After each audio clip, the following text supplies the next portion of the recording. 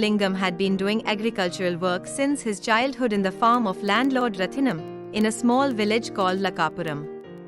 One day, while working in the farm, he found a treasure. From then on, he urged landlord Rathinam to treat him with respect. Rathinam, speaking respectfully, said Swayambhu Lingam and then asked him to leave for his home.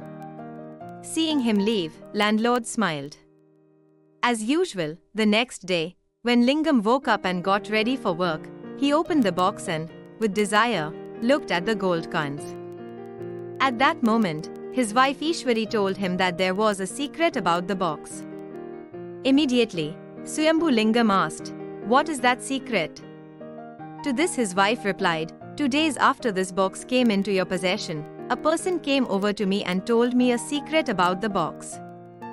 Hearing this, Swayambhu Lingam angrily said, "I am the owner of this box." To this, his wife replied, "A few days ago, landlord brought this box to us, showed it to me, and said, 'I will hide this box at the place where your husband digs holes for planting the coconut saplings.'" Swayambhu Lingam, as soon as the box, which is obtained when digging a pit, is taken, if it is brought to me and given, I will happily return the box to him.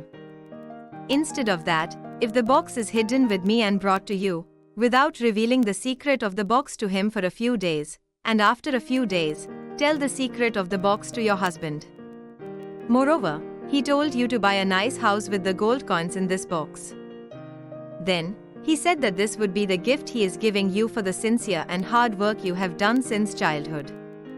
He also explained that the reason he did not give this box to you directly was because he wanted you to take it yourself, look at the gold coins inside, and be amazed and happy. Hearing this, the Swayambhu Lingam, without understanding the love and generosity that landlord Rathinam had for him, I hid the box that I found in his garden instead of giving it back to him.